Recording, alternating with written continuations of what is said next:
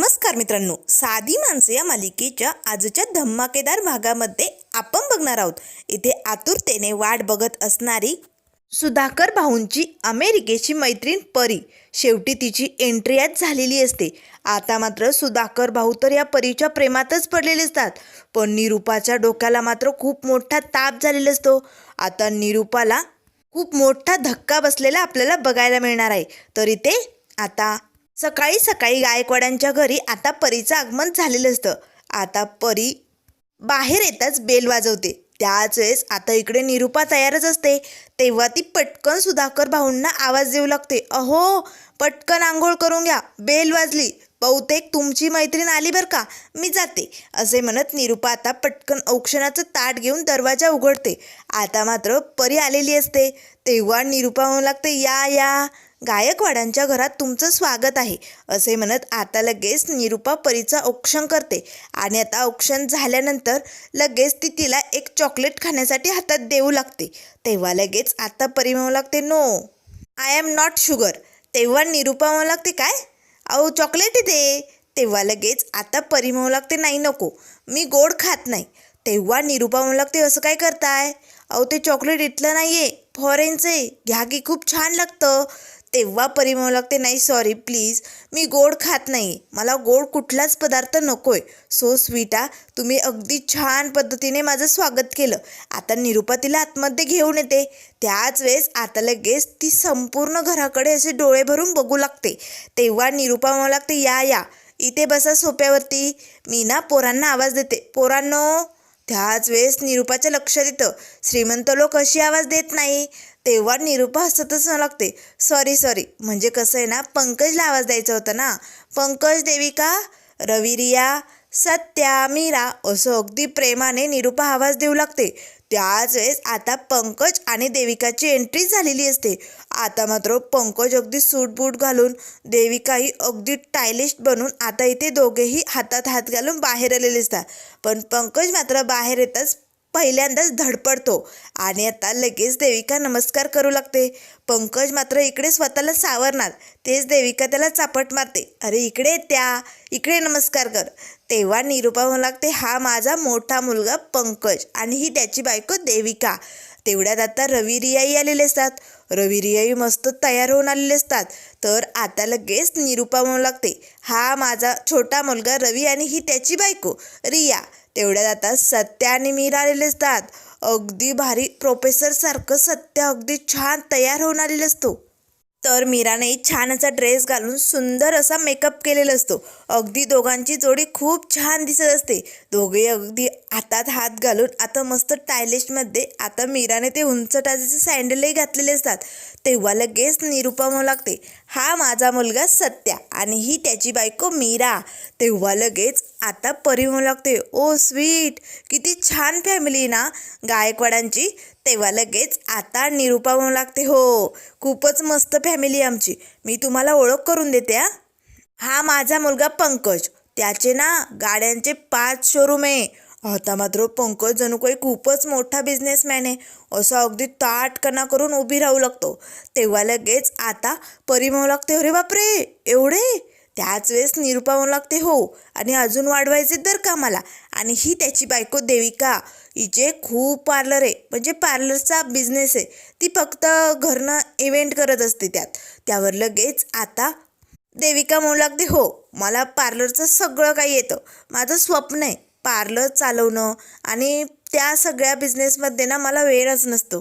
तेव्हा निरूपा म्हणू लागते, तुम्ही आता अमेरिकेवरनं आलात ना, थकला असाल ना, तुम्हाला जर तुमच्या चेहऱ्याचं काही करून घ्यायचं असेल ना, तर आमची देविका नक्की करून देईल. त्यावर लगेच आता परी म्हणू लागते, सो स्वीट, नक्कीच. त्याच वेळेस आता लगेच निरूपा रवीजवळ जाते आणि म्हणू लागते, हा माझा लहान मुलगा रवी, त्याचे सांगलीत 7 ते 8 5 स्टार हॉटेल आहेत. आता मात्र रवीलाही धक्काच बसतो. तेव्हा सत्या आणि मीरा एकमेकांकडे बघू लागतात. त्याच वेळेस परी म्हणू लागते, अरे बापरे एवढे हॉटेल. तेव्हा निरूपा म्हणू लागते, हो त्याचं स्वप्न होतं ना, त्याला हॉटेलचेच बिझनेस करायचा होता म्हणून. आणि ही त्याची सुंदर बायको रिया, ती आर्टिस्ट आहे बरं का. तेव्हा लगेच आता रिया म्हणू लागते हाय.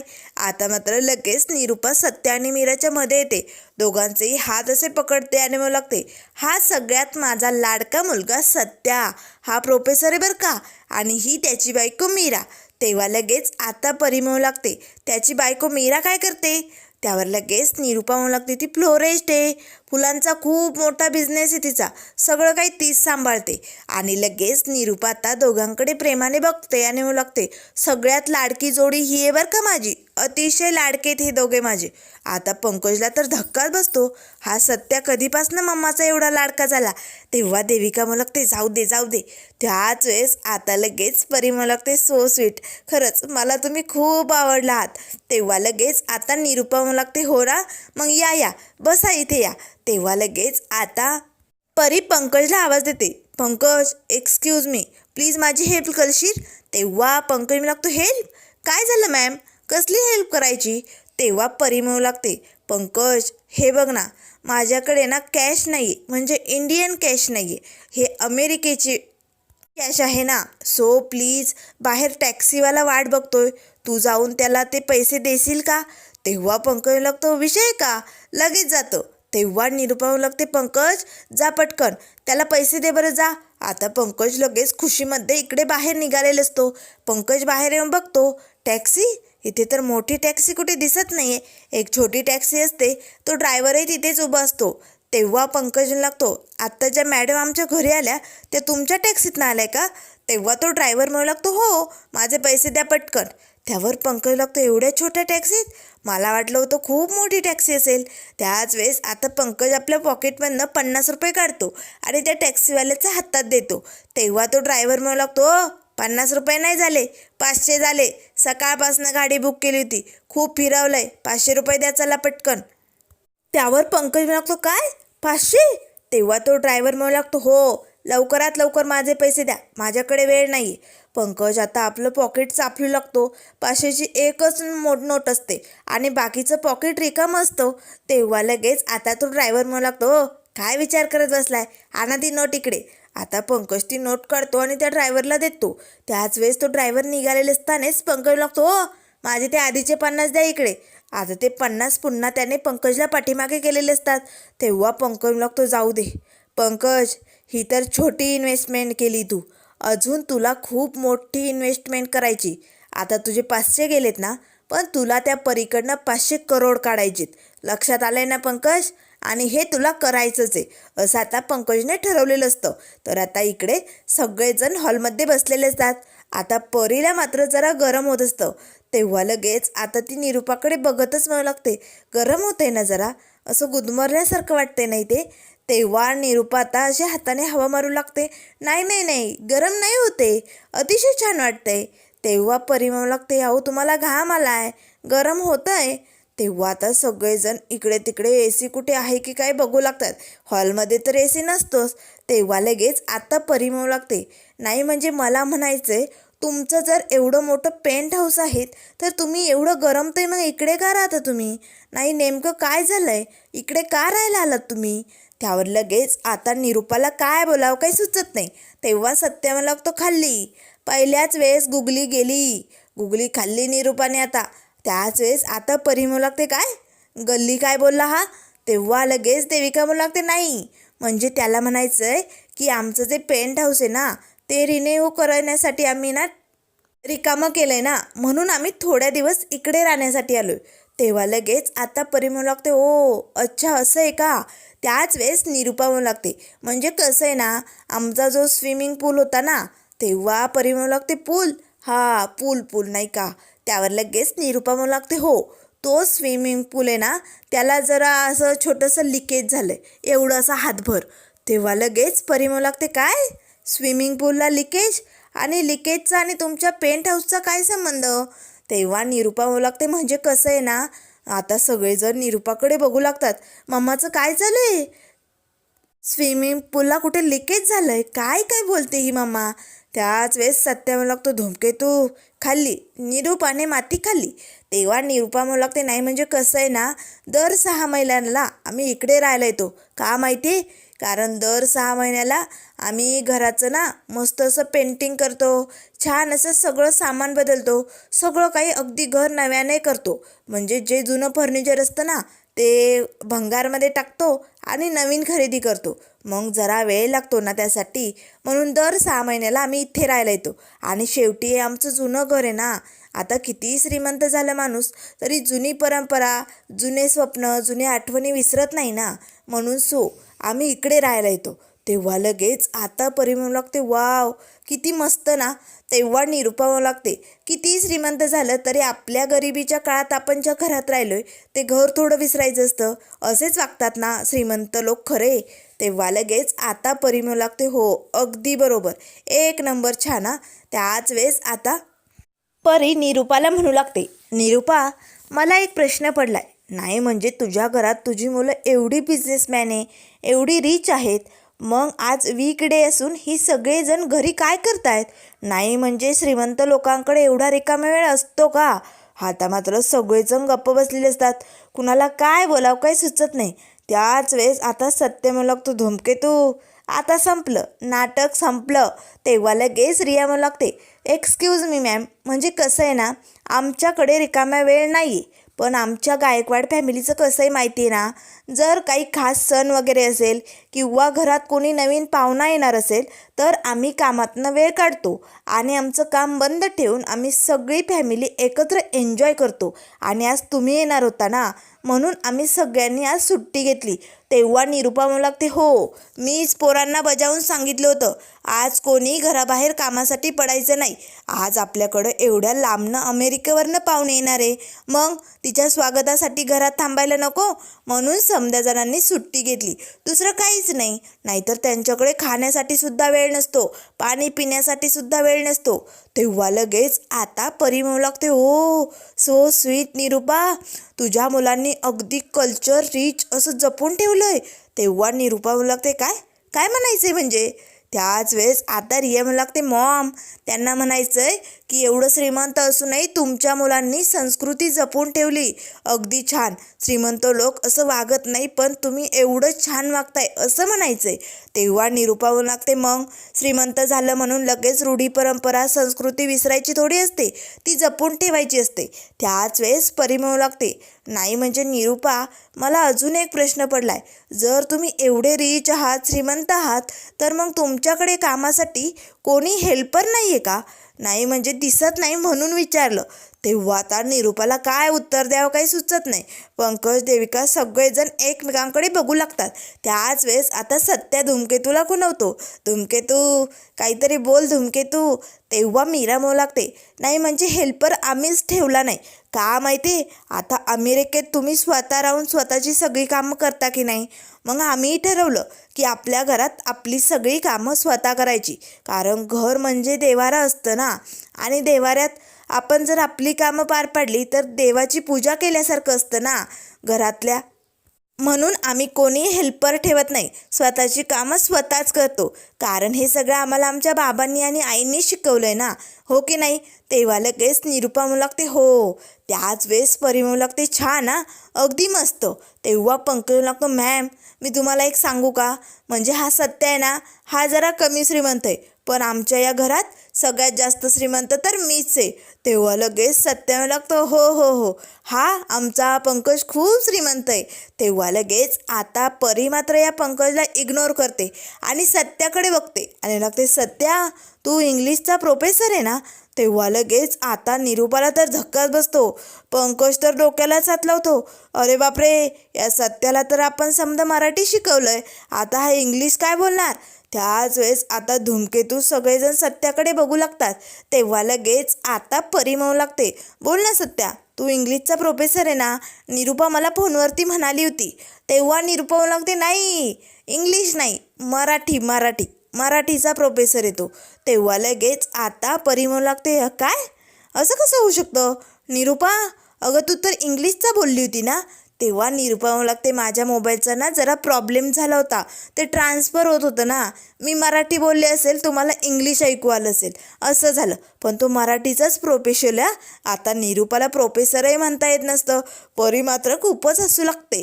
त्याच वेळेस आता सत्या लगेच अशा ताट पाठीचा कणा करतो आणि म्हणू लागतो, अगदी तुम्हाला माझा नमस्कार.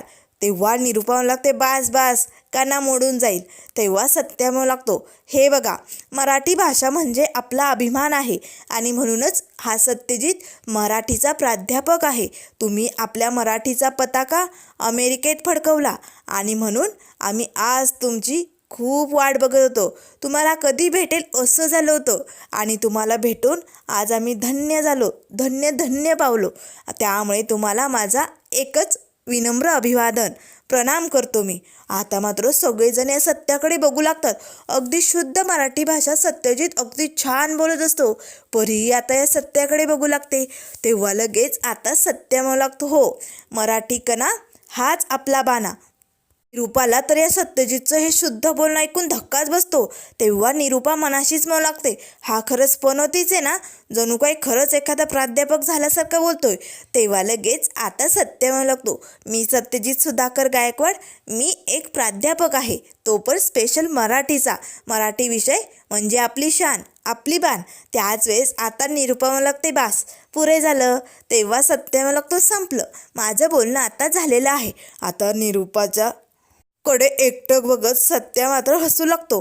त्याच वेळेस पंकज आता सत्याकडे बघू लागतो, याला एवढं भारी जमलं, अरे बापरे, खरंच किती शिकलाय हा. तेव्हा लगेच आता मीरा हळूच सत्याला विचारू लागते, अहो, एवढं सगळं कसं जमलं तुम्हाला बोलायचं. तेव्हा लगेच सत्य म्हणू लागतो, धूमकेतू, मी काही शिकलो नाही ग, थोडंफार ऐकलं होतं, पण तोंडातनं पटापटा निघालं ते बोलून टाकलं. तेव्हा मीरा म्हणू लागते, एक नंबर भारी या. त्याच वेळेस परी म्हणू लागते, आणि मीरा, तुझी काय स्वप्न आहेत. तेव्हा मीरा म्हणू लागते, कुणाची, माझी, मला ना माझ्या नवऱ्याबरोबर छान असा संसार करायचा आहे आणि माझा फुलांचा जो उद्योग आहे ना, तो असाच वाढवत न्यायचा आहे, हेच माझं स्वप्न आहे. तेव्हा निरूपा म्हणू लागते, हो, खूप गुणी आहे आमची मीरा, खूप मोठं फ्लोरिस्ट आहे तिचं. तेव्हा लगेच परी म्हणू लागते, नाही, कुठे तुझं शॉपी. तेव्हा लगेच निरूपा म्हणू लागते, कॉफी, तुम्हाला कॉफी हवी का. मीरा, जा पटकन कॉफी घेऊन ये. तेव्हा लगेच परी म्हणू लागते, नाही, कॉफी नाही निरूपा, शॉपी म्हणजे दुकान, फुलांचं दुकान कुठे तुमचं, असं म्हणायचे मला. तेव्हा निरूपा म्हणू लागते, ते.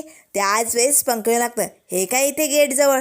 आता मात्र खरं खरं पंकजने बोललेलं असतं. सगळेजण या फुसक्या पंकजकडे रागाने बघू लागतात. त्याच वेळेस आता निरूपा म्हणू लागते, नाही, म्हणजे सांगलीत ना आमचं फुलांचं खूप मोठं मॉल आहे. तेव्हा परी म्हणू लागते, काय, फुलांचं मॉल. तेव्हा निरूपा म्हणू लागते, हो, तिकडे जगातली सगळी वेगवेगळी फुले मिळतात, तुम्ही नक्की या एखाद दिवशी. तिकडचं सगळं काही आमची मीराच सांभाळते.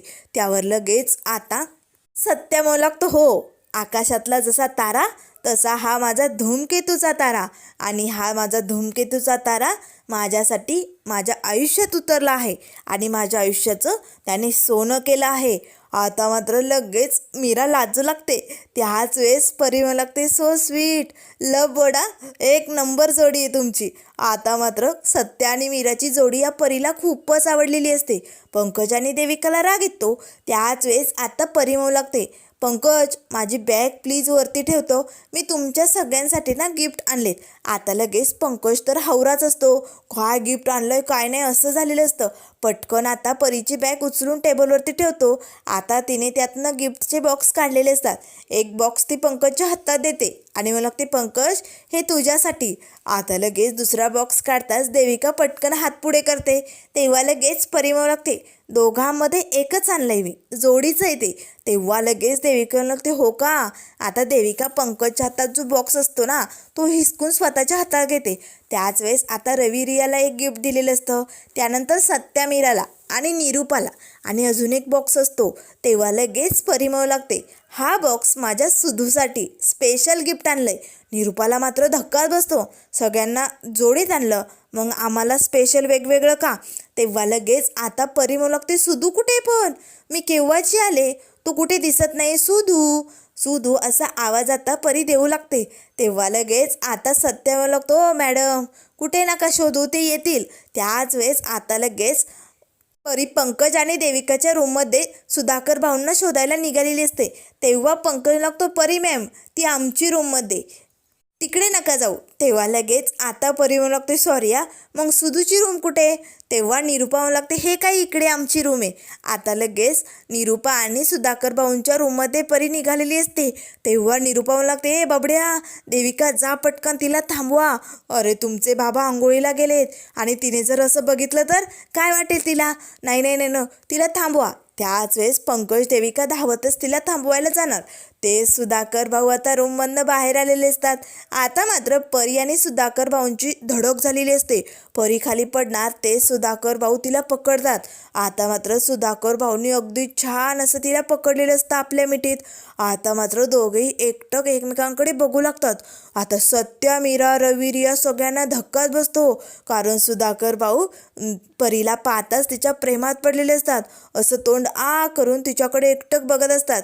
परी आता प्रेमाने सुधाकर भाऊंकडे बघत असते, तर इकडे निरूपाच्या कानातनं मात्र धूर निघालेला असतो. निरूपाला खूपच राग आलेला असतो. सत्या मात्र या निरूपाकडे बघू लागतो. तेव्हा सत्याला मात्र आता या निरूपाची भीती वाटायला लागते. ही निरूपा काही करते की काय? त्याच वेळेस आता लगेच सुधाकर भाऊ हळूच परीला उठून उभी करतात. अगदी आपल्या मिठीत तिला घेतलेलं असतं ना. तेव्हा लगेच आता परी म्हणू लागते, सुधू, अरे किती वर्षांनी भेटलोय. तेव्हा सुधाकर भाऊ लागतात, हो ना, खरंच खूप दिवसांनी बघितलं, पण तू जशीच तशीच आहे ग परी. तेव्हा लगेच आता निरूपा पटकन सुधाकर भाऊंजवळ येते आणि त्यांचा हात पकडते आणि मला लागते, हा माझा नवरा सुधाकर गायकवाड. तेव्हा लगेच परी म्हणू लागते, निरूपा, हा तुझ्यासाठी सुधाकर असेल, पण माझ्यासाठी हा माझा सुधूच आहे, माझा बेस्ट फ्रेंड. तेव्हा लगेच निरूपाला राग येतो. त्याच वेळेस सुधाकर भाऊ हसतच आता एकटक तिच्याकडे बघत असतात. तेव्हा सत्या म्हणू लागतो, धूमकेतू, हे समज काय चालू आहे? निरूपा आता खूपच भडकलेली असते. त्याच वेळेस आता लगेच परी सुधाकर भाऊंचे गाल ओढू लागते आणि लागते, सुधू, तूही जसाच तसा हँडसम, आणि कॉलेजमध्ये असताना असाच चष्मा घालायचा मोठा गोल गोल, आणि अजूनही तसाच घालतो. असा चष्मा घालून काय पोरींवरती लाईन मारायचा, कसल्या पोरी फिदा व्हायच्या ना तुझ्यावरती. आता मात्र सुधाकर भाऊ निरूपाकडे बघू लागतात. निरूपाला खूपच राग आलेला असतो.